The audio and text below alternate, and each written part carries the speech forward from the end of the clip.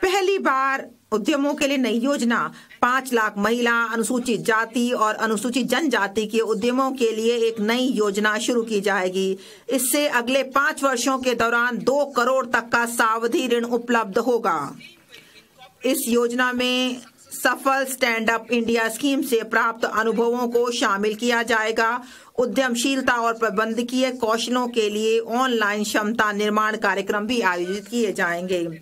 श्रम सघन क्षेत्रों के लिए उपाय। श्रम सघन क्षेत्रों में रोजगार और उद्यमशीलता के अवसरों को बढ़ावा देने के लिए हमारी सरकार विशिष्ट नीतिगत और सहायक उपाय करेगी।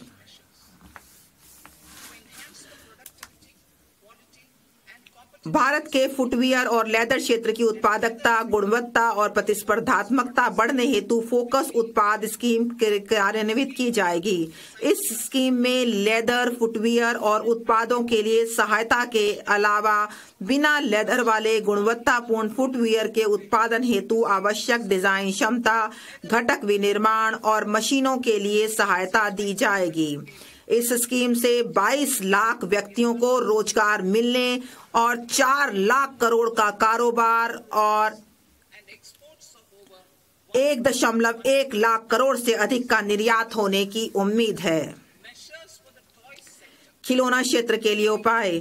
राष्ट्रीय खिलौना कार्य योजना के आधार पर हम भारत को वैश्विक खिलौना केंद्र बनाने के लिए एक योजना कार्यान्वित करेंगे।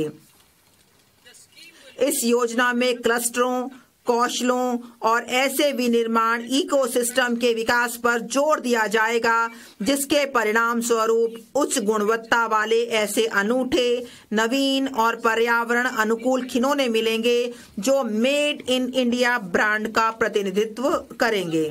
खाद्य प्रसंस्करण के लिए सहायता। पूर्वोदय में हमारी प्रतिबद्धता के अनुरूप हम बिहार में राष्ट्रीय प्रौद्योगिकी, उद्यमशीलता और प्रबंधन संस्थान स्थापित करेंगे। इस संस्थान से पूरे पूर्वी क्षेत्र में खाद्य प्रसंस्करण कार्यकलापों को पुरजोर बढ़ावा मिलेगा। इसके परिणाम स्वरूप 1. किसानों के उत्पादों के मूल्य संवर्धन के माध्यम से उनकी आमदनी बढ़ेगी और 2. युवाओं को कौशल प्रशिक्षण, उद्यमशीलता और रोजगार के अवसर प्राप्त होंगे। विनिर्माण मिशन, मेक इन इंडिया को आगे बढ़ाना। हमारी सरकार केंद्रीय मंत्रालयों और राज्यों के लिए नीतिगत सहायता, निष्पादन कार्य योजनाओं, शासन और निगरानी फ्रेमवर्क उपलब्ध कराकर मेक इन इंडिया को आगे बढ़ाने के उद्देश्य से लघु, मध्यम और बड़े उद्यमों को शामिल करते हुए राष्ट्रीय विनिर्माण मिशन की स्थापना करेगी। इसका विवरण अनुलग्न अंग में दिया गया है और यह जो इसका जो जलवायु अनुकूल विकास की परतों को ध्यान में रखते हुए मिशन स्वच्छ प्रौद्योगिकी विनिर्माण को भी सहायता प्रदान करेगा। इसका उद्देश्य घरेलू मूल्यवर्धन में पर्याप्त सुधार करना, solar PV cell, EV battery, मोटरों, कंट्रोलरों, इलेक्ट्रोलाइजरों, विंड टर्बाइनों, अत्यधिक वोल्टेज वाले ट्रांसमिशन उपकरण और ग्रिड स्किल बैटरियों का हमारा इकोसिस्टम तैयार करना होगा। तीसरे इंजन के रूप में निवेश। अब मैं तीसरे इंजन के रूप में निवेश की ओर बढ़ती हूँ, जिसमें लोगों में निवेश, अर्थव्यवस्था में निवेश और नवाचार में निवेश शामिल है। लोगों nutritional support to more than 8 crore children, 1 crore pregnant women and lactating mothers all over the country, and about 20 lakh adolescent girls in aspirational districts and the Northeast region. The cost norms for these nutritional support will be enhanced appropriately. Atal Tinkering Labs. 50,000 Atal Tinkering Labs will be set up in government schools in the next 5 years to cultivate the spirit of curiosity and innovation and foster a scientific temper among young minds. Broadband connectivity to government secondary schools and PHCs. Broadband connectivity will be provided to all government secondary schools and primary health centers in rural areas under the BharatNet project. Bharatiya Bhasha Pustak Scheme. we propose to implement a Bharatiya Bhasha Pustak scheme to provide digital form Indian language books for schools and for higher education. This aims to help students understand their subjects better and in their language. National Centers of Excellence for Skilling. Building on the initiative announced in the July 24 budget, 5 National Centers of Excellence for Skilling will be set up with global expertise and partnerships to equip our youth with the skills required for Make for India, Make for the World manufacturing. The partnership will cover curriculum design, training of trainers, and a skills certification framework and periodic reviews. Expansion of capacity in IITs. Total number of students in 23 IITs has increased 100% from 65,000 to 1.35 lakh in the past 10 years.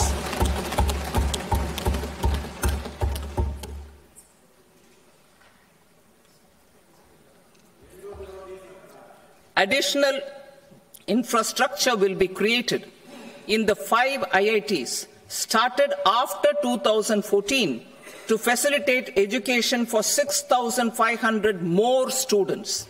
Hostel and other infrastructure capacity at IIT Patna will also be expanded.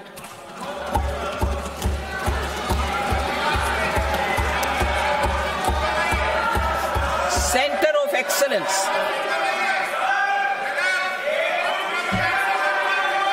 Center of Excellence in AI for education. Excellence in artificial intelligence for agriculture, health and sustainable cities in 2023. Now a Center of Excellence in artificial intelligence for education will be set up with a total outlay of 500 crores. Expansion of medical education.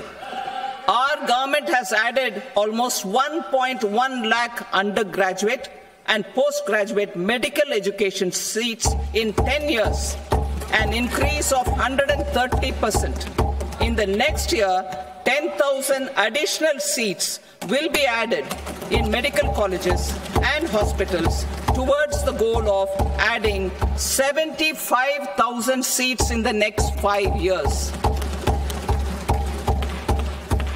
Daycare cancer centers in all district hospitals. Our government will facilitate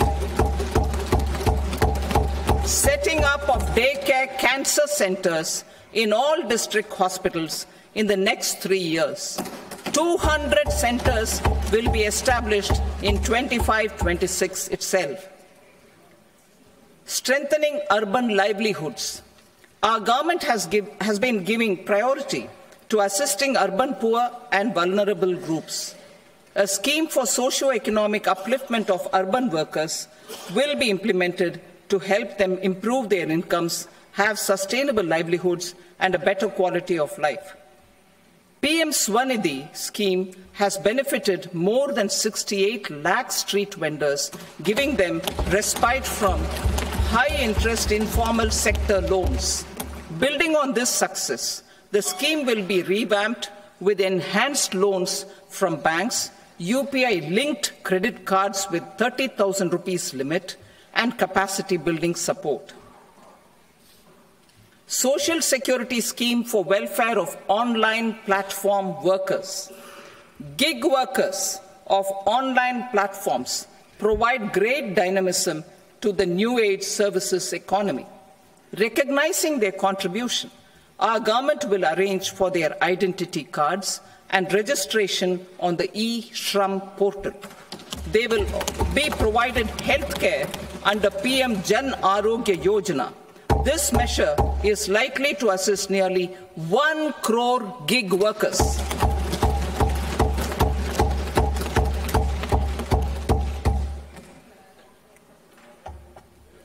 Investing in the economy. Public-private partnership in infrastructure.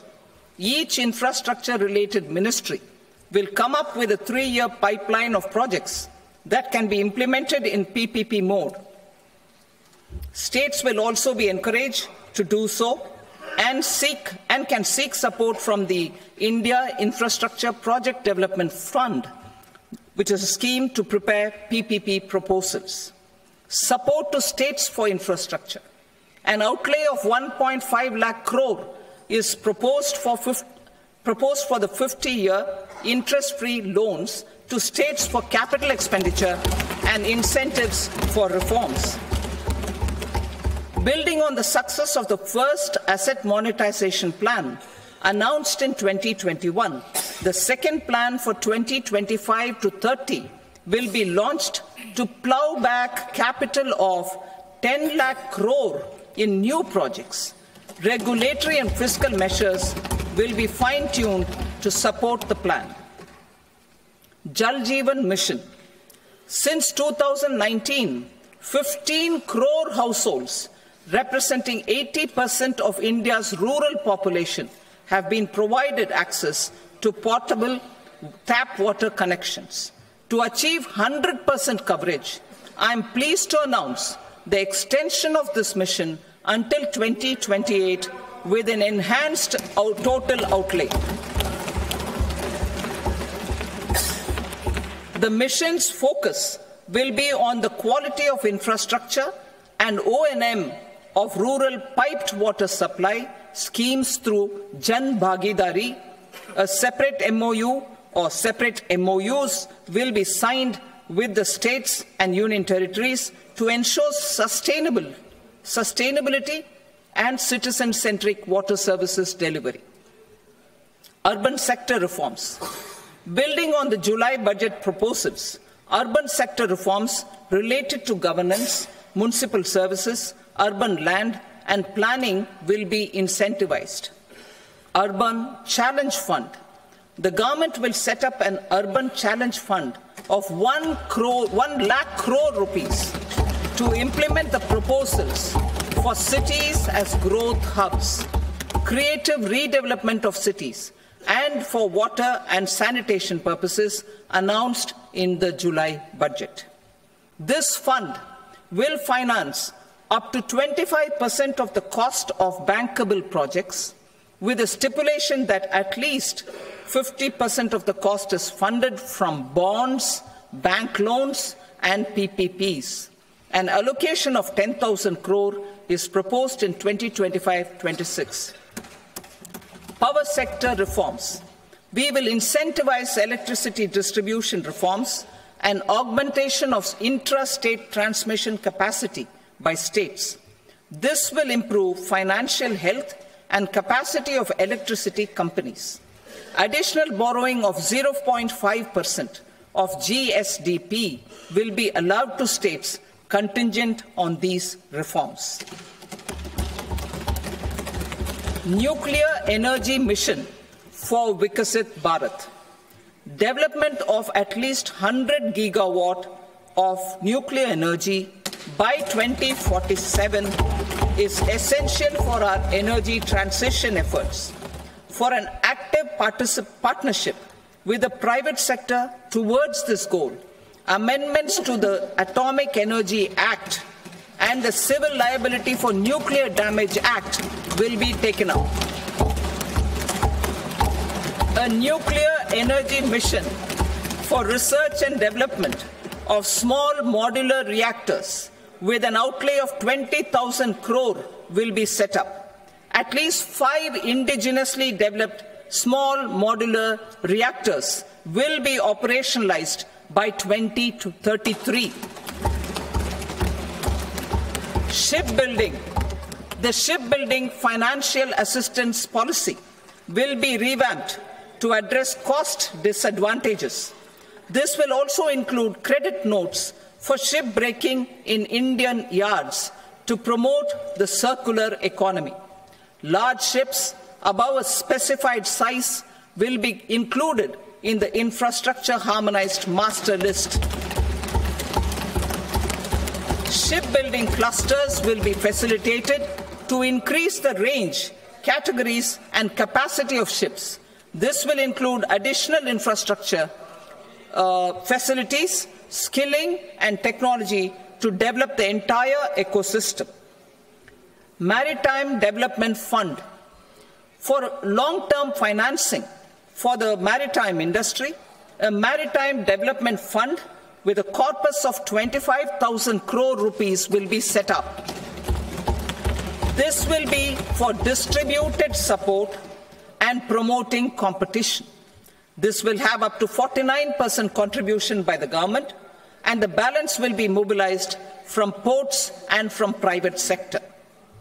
UDAN regional connectivity schemes. UDAN has enabled 1.5 crore middle-class people to meet their aspirations for speedier travel. The scheme has connected 88 airports, and operationalized 619 routes. Inspired by that success, a modified UDAN scheme will be launched to enhance regional connectivity to 120 new destinations and carry 4 crore passengers in the next 10 years. 4 crore additional passengers in the next 10 years. The scheme will also support helipads and smaller airports in hilly, aspirational and northeast regional districts. Greenfield airports will be facilitated in Bihar to meet the future needs of the state. These will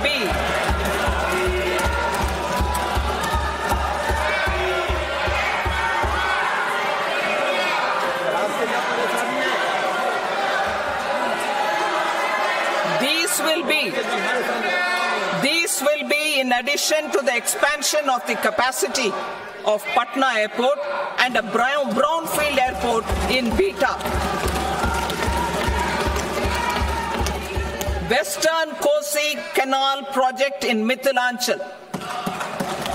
Financial support will be provided for the Western Kosi Canal ERM project, benefiting a large number of farmers, cultivating over 50,000 hectares of land in the Mithilanchal region of Bihar.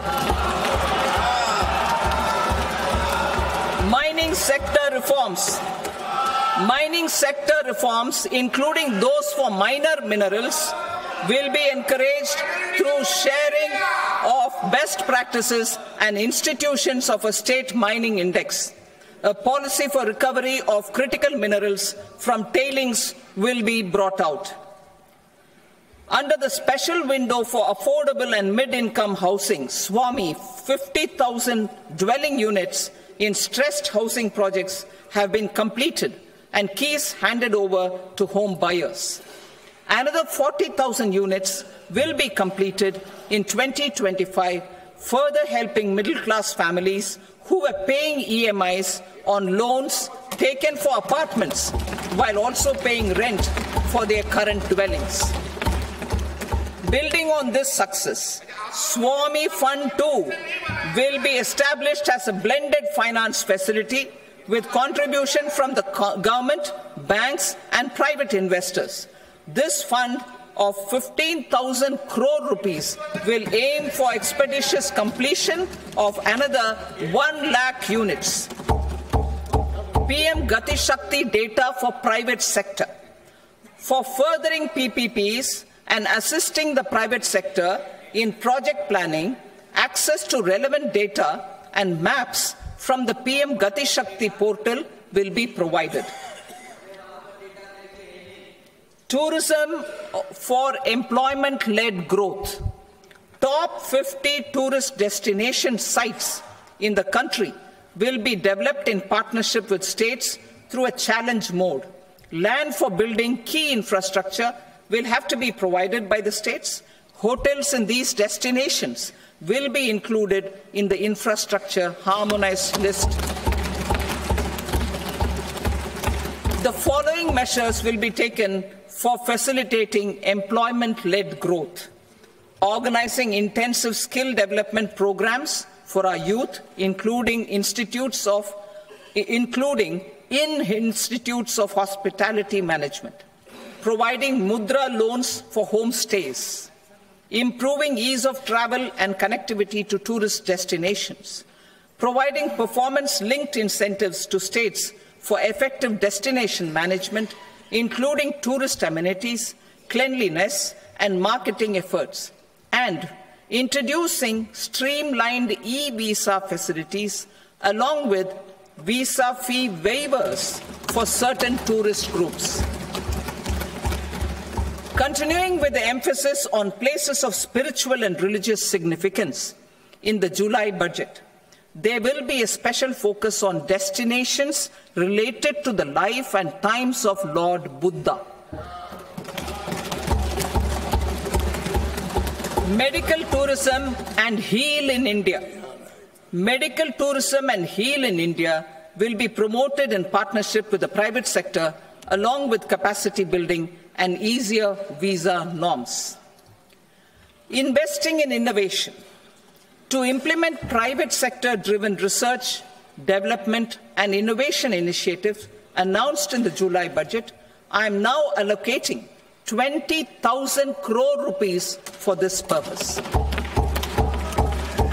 A deep tech fund of funds will also be explored to catalyze the next generation startups as a part of this initiative.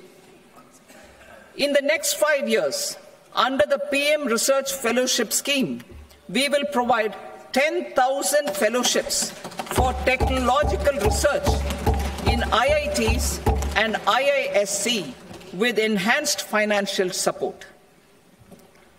The second gene bank with 10 lakh germplasm lines will be set up for future food and nutritional security.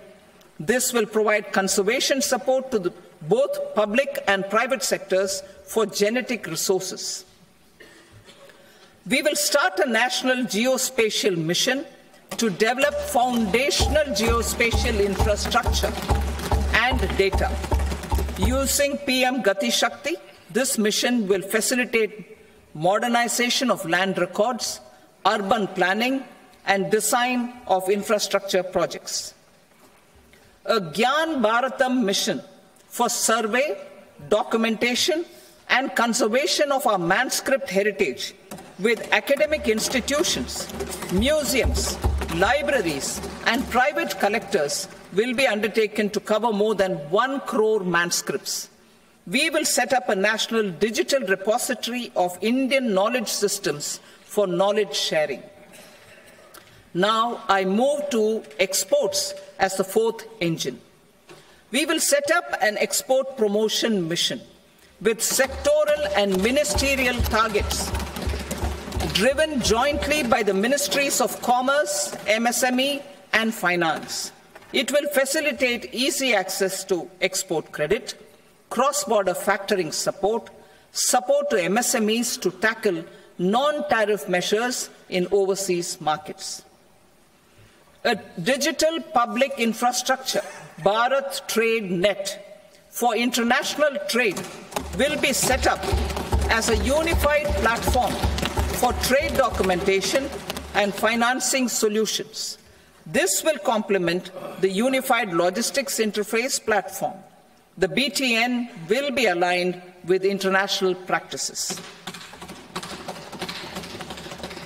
Support will be provided to develop domestic manufacturing capacities for our economy's integration with global supply chains.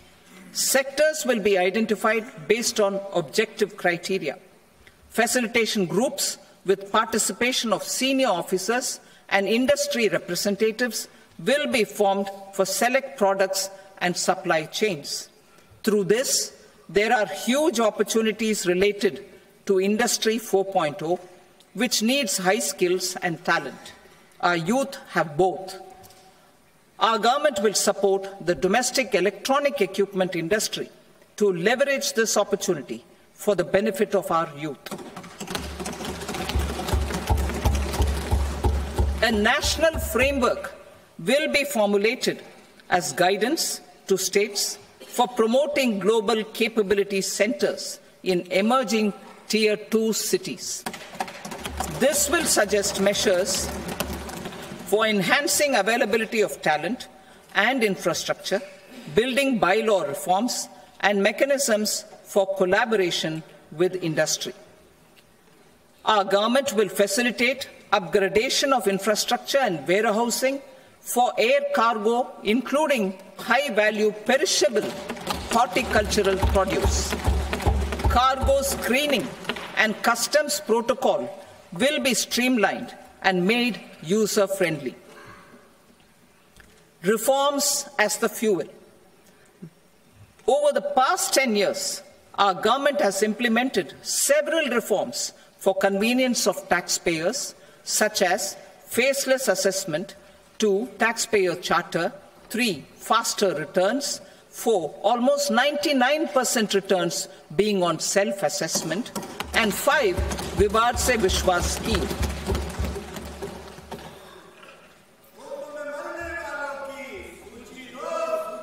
Continuing these efforts, I reaffirm the commitment of the Tax Department to trust first, scrutinize later.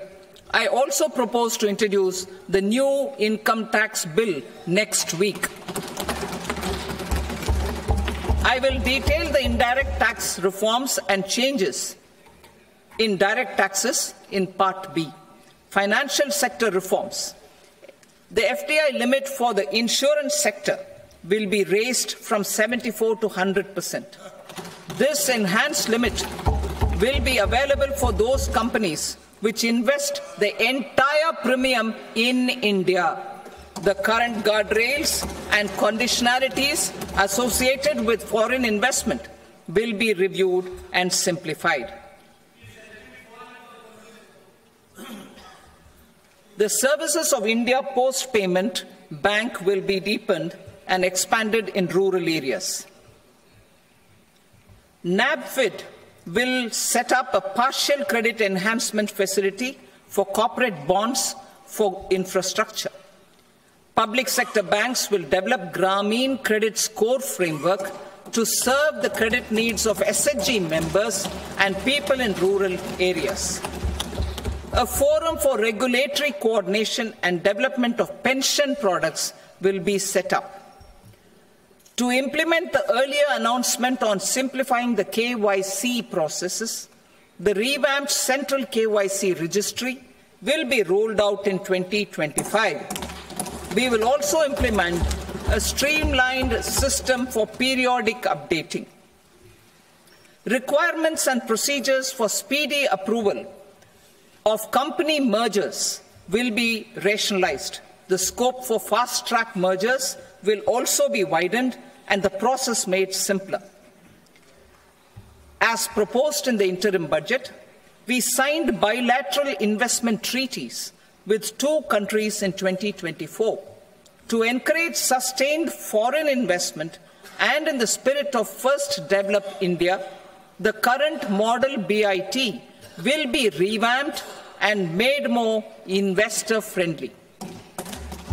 In the last 10 years, in several aspects, including financial and non-financial, our government has demonstrated a steadfast commitment to ease of doing business. We are determined to ensure that our regulations must keep up with technological innovations and global policy developments.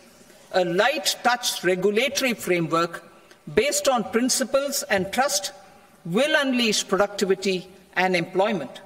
Through this framework, we will update regulations that were made under old laws. To develop this modern, flexible, people-friendly, and trust-based regulatory framework appropriate for the 21st century, I propose 4 specific measures. A high-level committee for regulatory reforms will be set up for a review of all non-financial sector regulations, certifications, licenses, and permissions. The committee will be expected to make recommendations within a year. The objective is to strengthen trust-based economic governance and take transformational measures to enhance ease of doing business, especially in matters of inspection and compliances. States will be encouraged to join in this endeavor. An investment friendliness index of states will be launched in 2025 to further the spirit of competitive, cooperative federalism. Under the Financial Stability and Development Council, a mechanism will be set up to evaluate impact of the current financial regulations and subsidiary instructions. It will also formulate a framework to enhance their responsiveness and development of the financial sector. In the Jan Vishwas Act 2023, more than 180 legal provisions were decriminalized. Our government will now bring up the Jan Vishwas Bill 2.0 to decriminalize more than 100 provisions in various laws. I now move to fiscal policy. In the July budget, I had committed to staying the course for fiscal consolidation. Our endeavour will be to keep the fiscal deficit each year such that central government debt remains on a declining path as a percentage of the GDP. The roadmap for the next 6 years has been detailed in the FRBM statement. Revised estimates for 2024-25. The revised estimate of the total receipts other than borrowings is 31.47 lakh crore rupees, of which the net tax receipts are 25.57 lakh crore rupees. The revised estimate of the total expenditure is 47.16 lakh crore rupees, of which the capital expenditure is about 10.18 lakh crore rupees. The revised estimate of the fiscal deficit is 4.8% of the GDP. Budget estimates for 25-26. Coming to 25-26, the total receipts other than borrowings and total expenditure are estimated at 34.96 lakh crore rupees and 50.65 lakh crore rupees respectively. The net tax receipts are estimated at 28.37 lakh crore rupees. The fiscal deficit is estimated to be 4.4% of GDP. To finance the fiscal deficit, the net market borrowings from dated securities are estimated at 11.54 lakh crore. The balance financing is expected to come from small savings and other sources. The gross market borrowings are estimated at 14.82 lakh crore rupees. I will now move to Part B. Indirect taxes. My proposals relating to customs aim to rationalize tariff structure and address duty inversion. These will also support domestic manufacturing and value addition, promote exports, facilitate trade, and provide relief to common people. Rationalization of customs tariff structure for industrial goods. As a part of comprehensive review of customs rate structure announced in July 2024 budget, I propose to 1. Remove 7 tariff rates. This is over and above the 7 tariff rates removed in 23-24 budget. After this, there will be only 8 remaining tariff rates, including 0 rate. 2. Apply appropriate cess to broadly maintain effective duty incidence, except on a few items where such incidence will reduce marginally. 3. Levy not more than 1 cess or surcharge.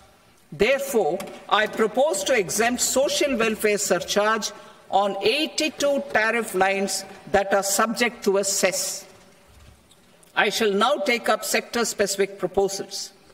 To provide relief to patients, particularly those suffering from cancer, rare diseases, and other severe chronic diseases, I propose to add 36 life-saving drugs and medicines to the list of medicines fully exempted from basic custom duty.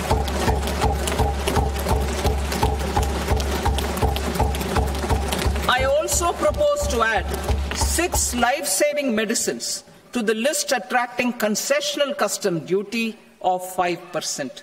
Full exemption and concessional duty will also respectively apply on the bulk drugs for manufacture of the above.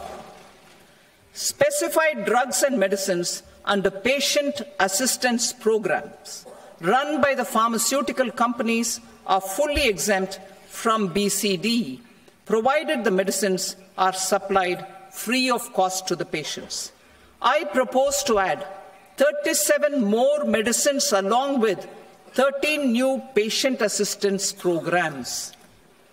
Support to domestic manufacturing and value addition. Critical minerals. In the July 2024 budget, I had fully exempted BCD on 25 critical minerals that are not domestically available. I had also reduced BCD of 2 other such minerals to provide a major fillip to their processing, especially by MSMEs.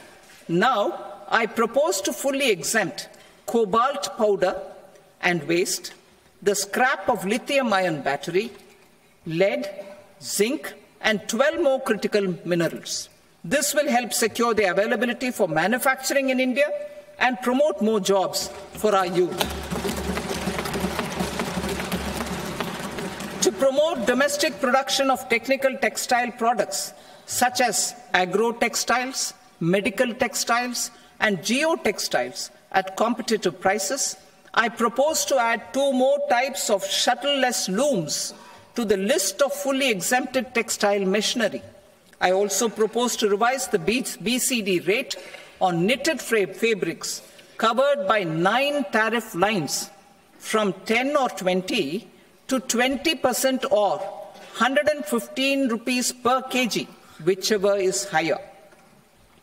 Electronic goods.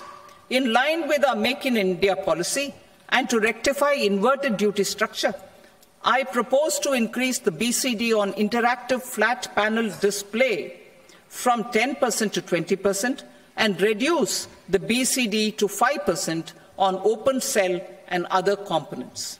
In 23-24 budget, for the manufacture of open cells of LCD, LED TVs, I had reduced the BCD on parts of open cells from 5% to 2.5%. To further boost the manufacture of such open cells, the BCD on these parts will now stand exempted. Lithium-ion battery. To the list of exempted capital goods, I propose to add 35 additional capital goods for EV battery manufacturing and 28 additional capital goods for mobile phone battery manufacturing. This will boost domestic manufacture of lithium-ion batteries, both for mobile phones and for electric vehicles. Shipping sector. Considering that shipbuilding has a long gestation period, I propose to continue the exemption of BCD on raw materials, components, consumables, or parts for the manufacture of ships for another 10 years.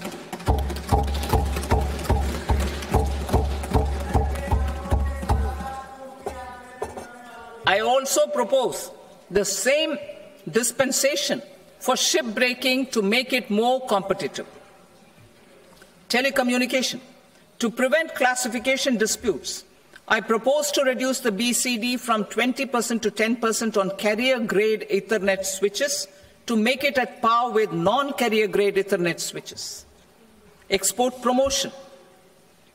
To facilitate exports of handicrafts, I propose to extend the time period for export from 6 months to 1 year, further extendable by another 3 months if required. I also propose to add 9 items to the list of duty-free inputs. Leather sector. I propose to fully exempt BCD on wet blue leather to facilitate imports for domestic value addition and employment.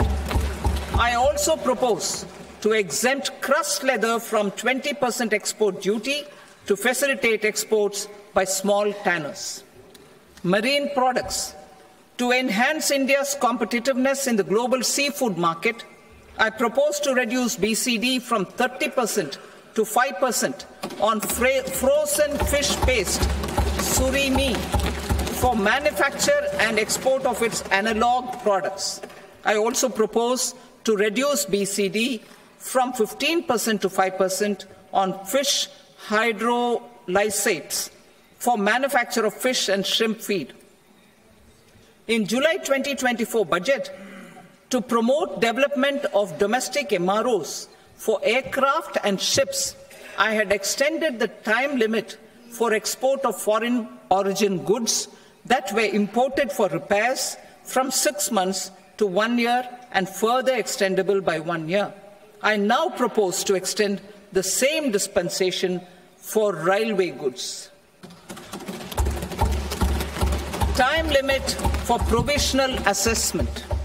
Presently, the Customs Act 1962 does not provide any time limit to finalize provisional assessments, leading to uncertainty and cost to trade. As a measure of promoting ease of doing business, I propose to fix a time limit of 2 years, extendable by a year, for finalizing the provisional assessment. I propose to introduce a new provision that will enable importers or exporters, after clearance of goods, to voluntarily declare material facts and pay duty with interest but without penalty. This will incentivize voluntary compliance. However, this will not apply in cases where department has already initiated audit or investigation proceedings. For industry to better plan their imports, I propose to extend the time limit for the end use of imported inputs in the relevant rules from 6 months to 1 year. This will provide operational flexibility in view of cost and uncertainty of supply. Further, such importers will now have to file only quarterly statements instead of a monthly statement.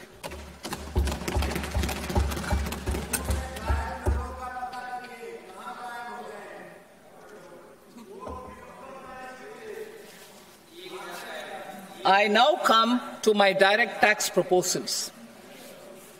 In Part A, I have briefly underlined taxation reforms as one of key reforms to realize our vision of Vikasit Bharat. In respect of criminal law, our government had earlier ushered in Bharatiya Nyaya Sanhita, replacing Bharatiya Danda Sanhita.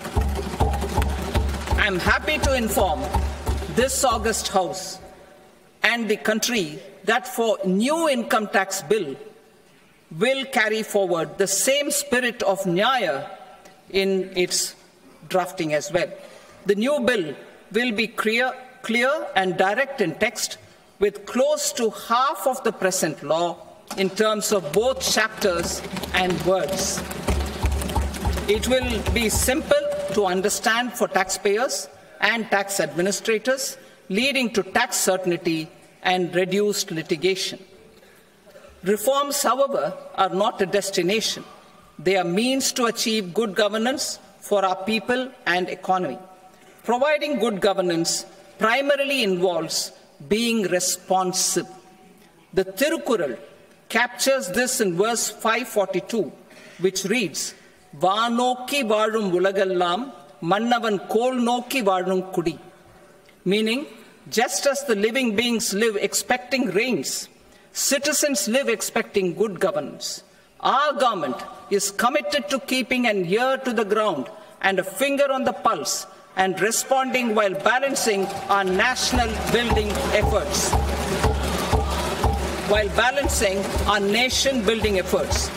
The following measures will detail just how our government will, under the guidance of PM Modi, has taken steps to understand and address. I repeat that sentence, sir. The following measures will detail just how our government, under the guidance of PM Modi, has taken steps to understand and address the needs voiced by our citizens. My tax proposals are guided by this spirit. The objectives of my proposals are as follows. Personal income tax reforms with special focus on middle class. Rationalization of TDS and TCS for easing difficulties. Encouraging voluntary compliance. Reducing compliance burden. Ease of doing business, employment and investment. I will come to my proposal on personal income tax towards the end. TDS and TCS, rationalization for easing difficulties. I propose to rationalize tax deduction at source, TDS, by reducing the number of rates and thresholds above which TDS is deducted. Further, threshold amounts for tax deduction will be increased for better clarity and uniformity. The limit for tax deduction on interest for senior citizens is being doubled from the present 50,000 rupees to 1 lakh rupees. Similarly, the annual limit of 2.40 lakh rupees for TDS on rent is being increased to 6 lakh rupees. This will reduce the number of transactions liable to TDS, thus benefiting small taxpayers receiving small payments. The threshold to collect tax at source, the TCS, on remittances under RBI's liberalized remittance scheme, the LRS, is proposed to be increased from 7 lakh to 10 lakhs. I also propose to remove TCS on remittances for education purposes, where such remittances is out of a loan taken from a specified financial institution. Both TDS and TCS are being applied on any transaction related to sale of goods. To prevent such compliance difficulties, I propose to omit the TCS. I also propose that the provisions of the higher TDS deduction will now apply only in non-PAN cases. In July 2024, the delay for payment of TDS up to the due date of filing statement was decriminalized. I propose to provide the same relaxation to TCS provisions as well. The government under the leadership of Prime Minister Modi believes in Sabka Saath, Sabka Vikas, Sabka Vishwas and Sabka Prayas. In line with this, we brought in updated return facility in 2022 for voluntary compliance by taxpayers who had omitted to report their correct income. Our trust in taxpayers was proved right. Nearly 90 lakh taxpayers voluntarily updated their incomes by paying additional tax.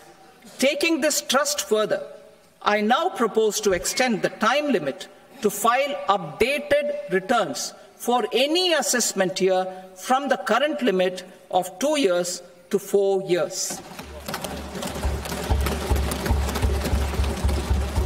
I propose to reduce the compliance burden for small charitable trusts and institutions by increasing their period of registration from 5 years to 10 years.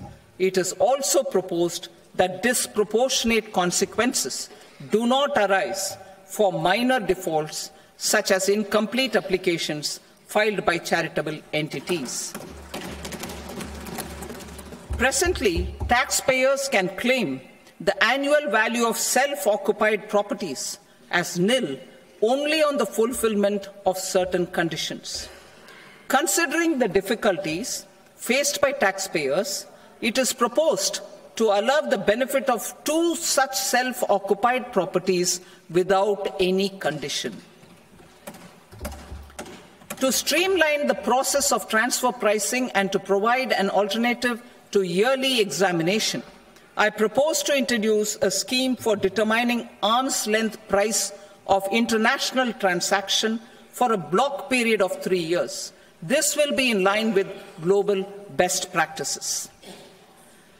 With a view to reduce litigation and provide certainty in international taxation, the scope of safe harbor rules is being expanded. A number of senior and very senior citizens have very old national savings scheme accounts. As interest is no longer payable on such accounts, I propose to exempt withdrawals made from NSS by individuals on or after 29th August 2024. I am also proposing to allow similar treatment to NPS Vatsalya accounts as is available to normal NPS accounts subject to overall limits.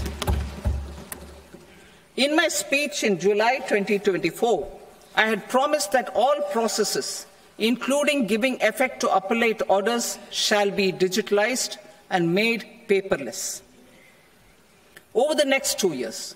So I'm happy to announce that digitalization is being made operational now. In July 2024, we brought in the Vivad Se Vishwas scheme to resolve income tax disputes pending in appeal. The scheme has received a great response, with nearly 33,000 taxpayers having availed of the scheme to settle their disputes. I have a few proposals to promote investment and employment. It is proposed to provide a presumptive taxation regime for non-residents who provide services to a resident company that is establishing or operating an electronics manufacturing facility. I further propose to introduce a safe harbor for tax certainty for non-residents who store components for supply to specified electronics manufacturing units. Presently, the tonnage tax scheme is available only to sea-going ships. The benefits of existing tonnage tax scheme are proposed to be extended to inland vessels registered under the Indian Vessels Act 2021 to promote inland water transport in the country. Extension for incorporation of startups. We continue to support the Indian startup ecosystem. I propose to extend the period of incorporation by 5 years to allow the benefit available to startups which are incorporated before 1/4/2030. In order to attract and promote additional activities in the IFSC, I am inter alia proposing specific benefits to ship leasing units, insurance offices, and treasury centers of global companies which are set up in IFSC. Further, to claim benefits, the cut-off date for commencement in IFSC has also been extended by 5 years to 31/3/2030.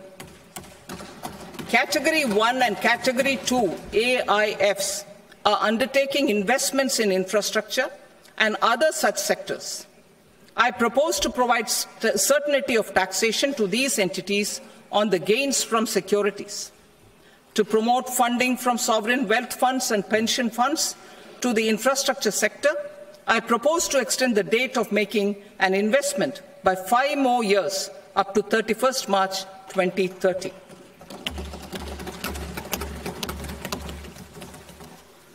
Personal income tax reforms with special focus on middle class.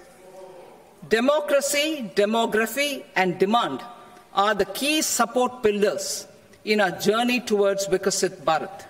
The middle class provides strength for India's growth. This government, under the leadership of Prime Minister Modi, has always believed in the admirable energy and ability of the middle class in nation building. In recognition of their contribution,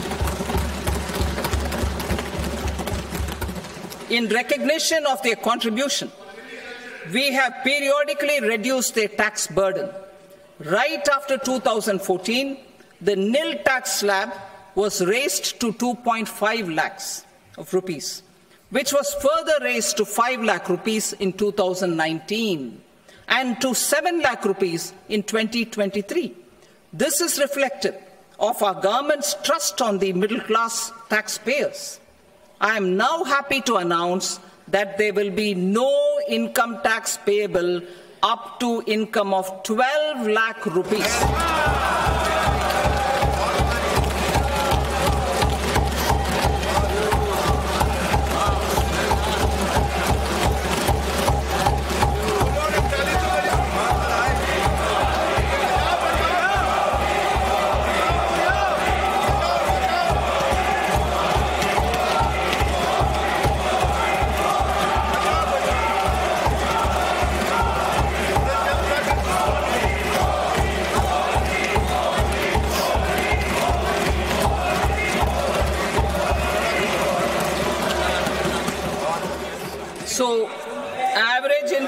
1 lakh per month other than the special rate income such as capital gains under the new regime.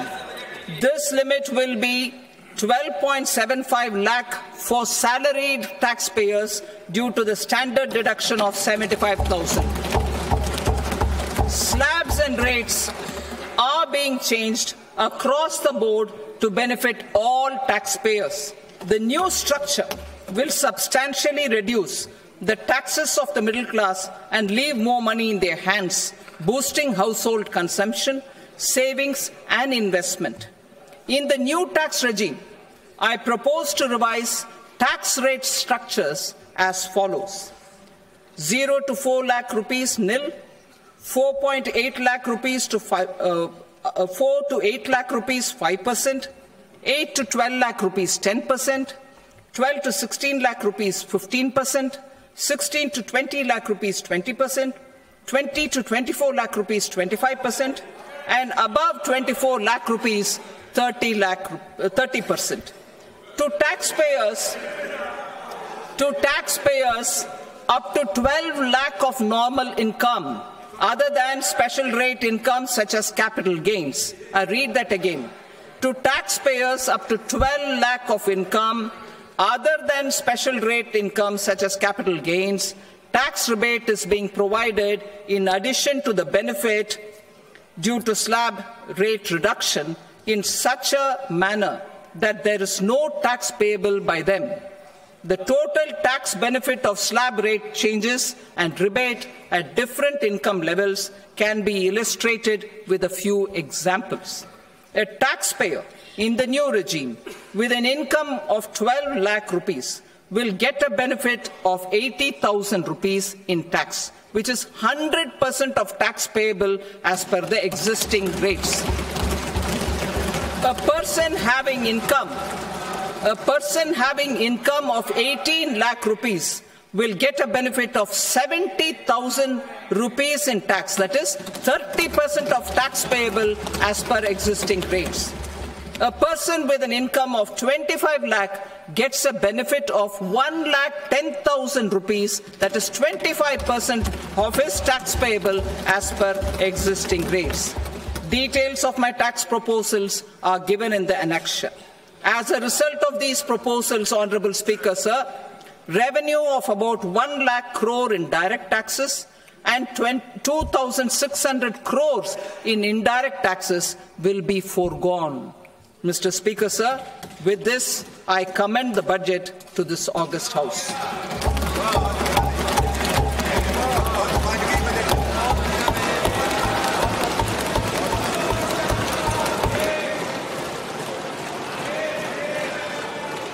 Item number 2, Srimati Nirmala Sitharaman. Sir, with your permission,